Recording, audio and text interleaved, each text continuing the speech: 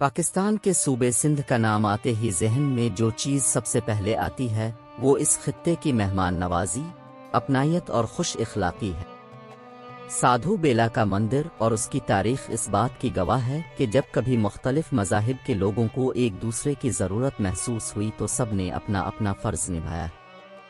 ایک زمانے میں سادھو بیلا کے مندر کے اطراف میں گرجا گھر اور پارسی برادری کی عبادت گاہیں موجود ہوتی تھیں، جبکہ اس مندر کے بالکل سامنے ایک مسجد آج بھی قائم ہے۔ دریائے سندھ سندھو دریا کے پاس مختلف شہر آباد ہیں اور ان شہروں کو قائم کرنے والوں کی منفرد کہانیاں بھی گاہے بگاہے منظر عام پر آتی رہتی ہیں۔ اسی دریا کے بیچوں بیچ سادھو بیلا کا مندر واقع ہے جو روہری اور سکھر کے درمیان میں ہے۔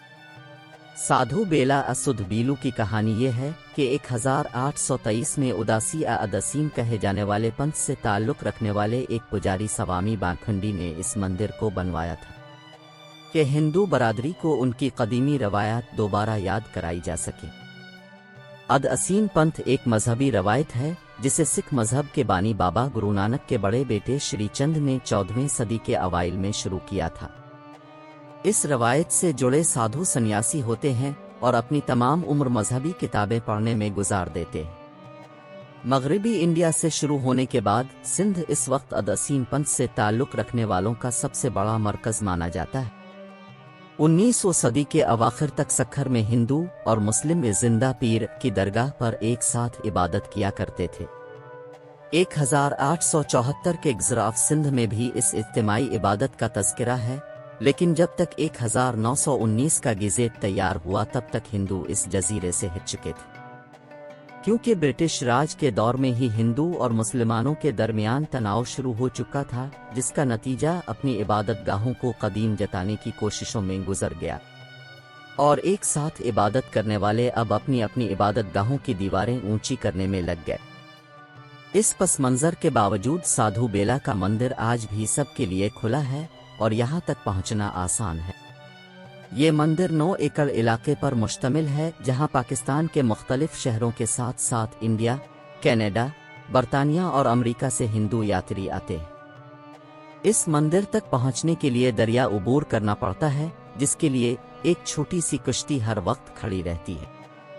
اس کشتی میں بیٹھتے ہی ایک طرف 19ویں صدی میں بنایا گیا لینس ڈاؤن برج نظر آتا ہے جو سکھر اور روہری کو جوڑتا ہے، اور دوسری جانب زندہ پیر کی درگاہ نظر آتی ہے جو ایک دور میں ہندو اور مسلمانوں کی مجموعی عبادت گاہ ہوا کرتی تھی۔ اس مندر کے اندر پجاریوں کے شالوک سے زیادہ یہاں بنی دیواریں بولتی ہیں۔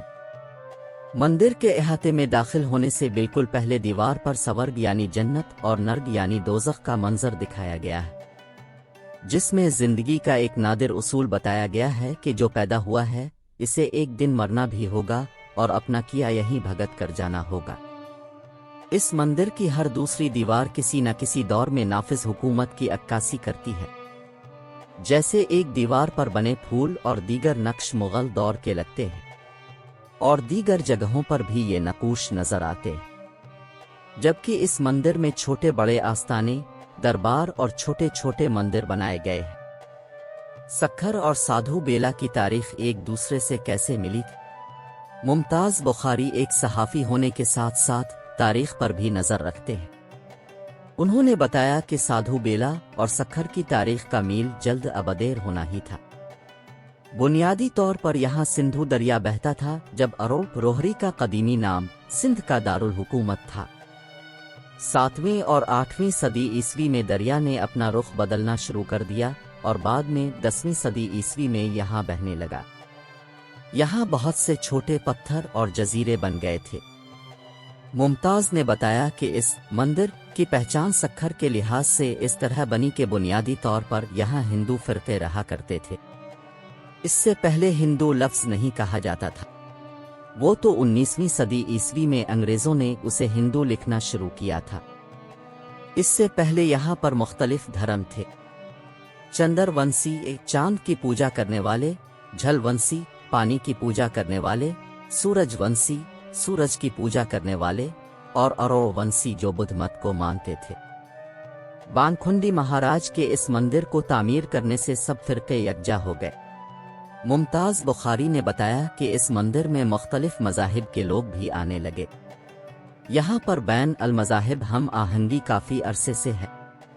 मुसन्निफ एलिस इल्बिनिया अपनी किताब एम्पायर्स ऑफ द इंडस में लिखती हैं कि जिंदा पीर पर इबादत करने के हवाले से हिंदुओं और मुसलमानों के दरमियान तनाज़ा इस बात पर शुरू हुआ कि जिंदा पीर के गुंबद न होने के पीछे बुनियादी वजह यह हो सकती है कि यहाँ किसी हिंदू भगवान की इबादत गा रही हो। मुसलमानों ने जवाबा कहा कि ख्वाजा खिज़र की दरगाह जिंदा पीर पर कोई गुंबद इसलिए नहीं है क्योंकि वो अब तक जिंदा है। अब इस बात का तयन करने के लिए कि ये दरअसल किसकी इबादत गाह है, ब्रिटिश दौर में बनी अदालत ने मुसलमानों के हक में फैसला दिया, जिसके बाद हिंदू बरादरी ने अपनी अलग इबादत गाह बना ली। इस तनाज़ा का तज़किरा बरतानवी रिकॉर्ड्स में सिर्फ 2 जगह पर किया गया है। 1894 में पब्लिक वर्क्स डिपार्टमेंट की करारदाद में बताया गया था कि हिंदू जिस मकाम पर बरसों से इबादत करते आए हैं हुकूमत के फायदे में नहीं है, इसलिए इसे चंद पीर फकीरों को 1000 नकद में बेच दिया जाए।